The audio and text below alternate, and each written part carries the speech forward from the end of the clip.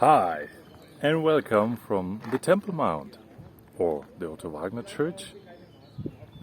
Well, today we would like to discuss a very interesting topic which concerns the double nature of man, which is a corporeal and a spiritual nature. And I would like to show why are we both connected with the world completely, and that we are the world, and why we are separate. So please follow me here, and let's introduce it with Goethe. Goethe said, "Two souls dwell in my breast. The one wants to separate from the other. The one, in the lust of love, clings to the world with clinging organs. The other lifts itself forcibly from the dust to the realms of high ancestors." So Goethe hints at the double nature of man, which experiences a deep division between the corporal world and the spiritual world. The corporal world is driven by desires, needs,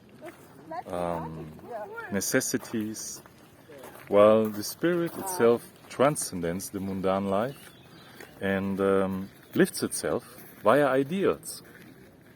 At least isn't the whole motivation in our humankind driven by ideals? Well, okay, sometimes it's driven by necessities too, and here we again have the double nature.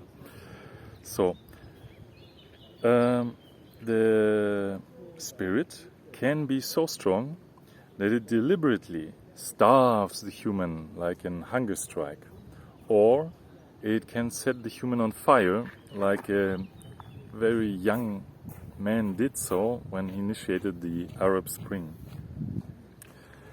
But while the spirit can be strong, the corporal nature in man can be also very strong and can overcome human.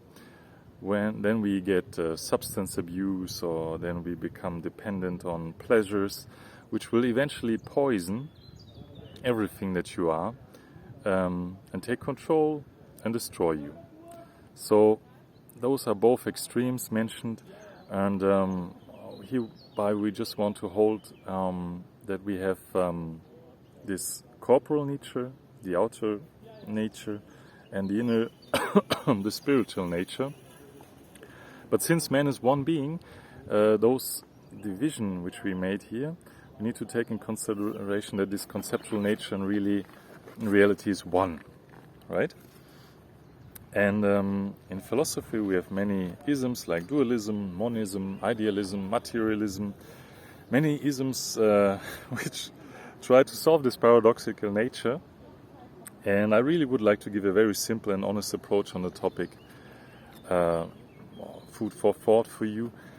And of course it will be flavored with quotes from the masters of mankind, right? So let's go. No matter how limited, how separated, how alienated you feel, due to your innermost feelings of aloneness, thoughts, perceptions, ideas, due to the boundary of your skin, as a fractional being on the periphery of existence, you still have a body. And this body is completely in the world. You are completely integrated. You're breathing the same air like all the others do. You're enjoying the sun rays, which give growth and life to everything on earth. You're drinking the water from the blue planet. You're in constant exchange and like all the other creatures, and you're obeying the same laws of nature like all the others do. And in this sense, right, we are really one. And even if your body finally dissolves and changes like it's ever done, you will be still part of the cosmos, like you've been before. From physics we know that the energy is not lost, that the material is just changed, and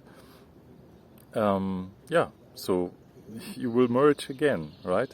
And now, here's a quote from Kabir.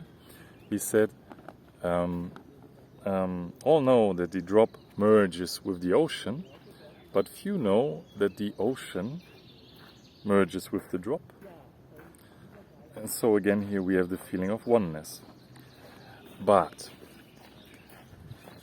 since it is not our innermost experience to be one with everything, we know why this is, because we have a corporal body which is also separated from other bodies, right?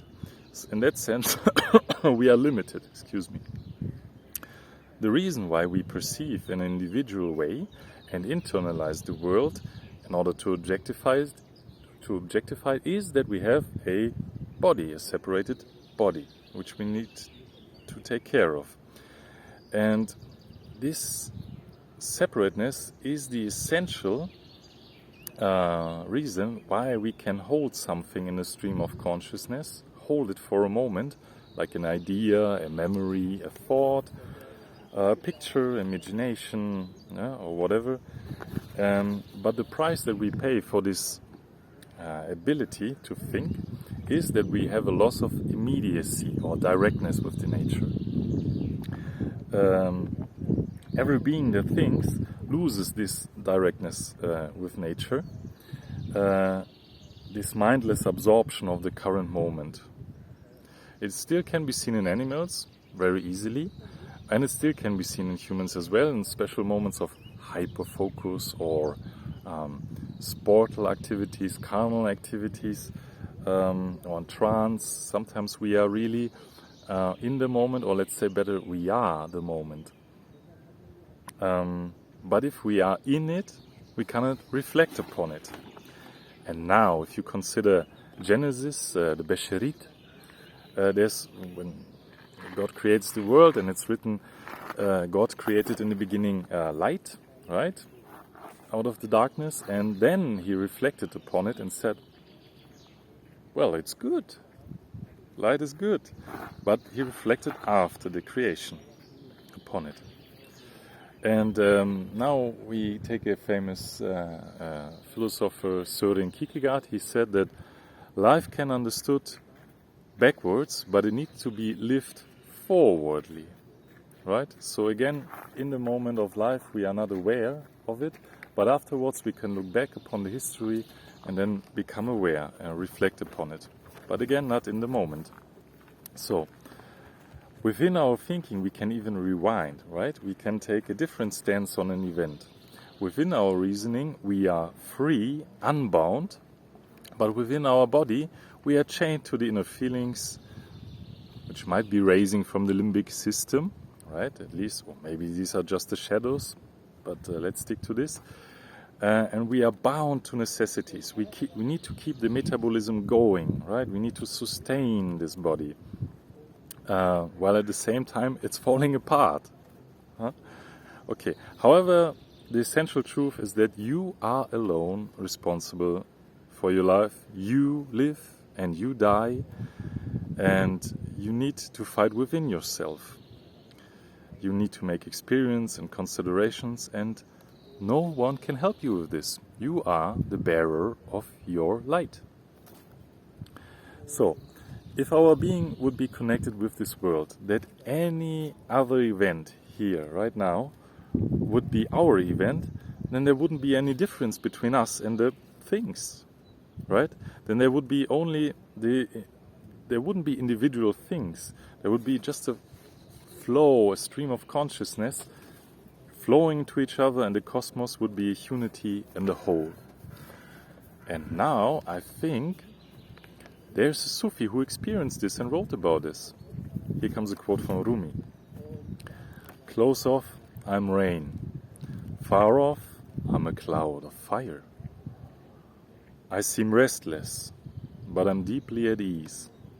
Branches tremble, roots are still. I'm a universe in a handful of dirt. Whole when totally demolished. Talk about choices do not apply to me. While intelligence considers options, I'm somewhere lost in the wind. So isn't that beautiful?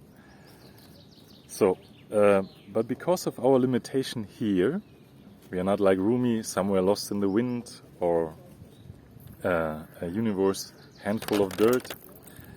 We have the feeling that we are somewhere in the periphery of the cosmos. We perceive things as separate, which are in reality a oneness, a unity. And I think that we never lose this feeling of unity. And if we do, we feel the longing for it. And now again, Rumi, who's referring to Allah, Al-Ilah, the One, the oneness. He said, quote, "You say Ilah, only one God. But then your hungry eyes see that you're in nothing. And you are longing." Oh, okay, "you are longing" is already not the quote, but this is what he wanted to say. Or we could also take his master and friend, Shams Trabizi. He said, "The universe is one being. Everything and everyone is interconnected through an invisible web of stories. Whether you are aware of it or not, we are all in a silent conversation. One man's pain will hurt us all. One man's joy will make everyone smile." Or we can even go further back to the quotes of the Vedas. They said, "Tat Tvam Asi." Tat Tvam Asi means this is you. Okay? So, now, for those who have lost compassion and empathy and who are only focusing on purely intellectual endeavors, isn't the process of thinking a uniting, intersubjectively comprehensible progress, all encompassing each and every object in the world? Aren't we able to comprehend the whole existence in the process of thinking? Aren't thoughts extending our experiences? Is not the whole process of knowledge seeking the common driving force of humanity? And now we come to something which I cannot really prove, but if you try to grasp this concept for a moment, give it a chance, then you will experience oneness again.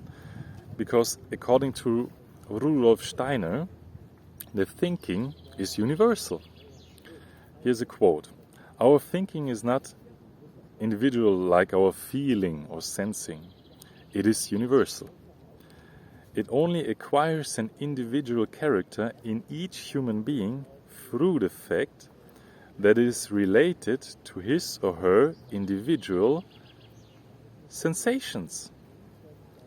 It is through these particular coloring of universal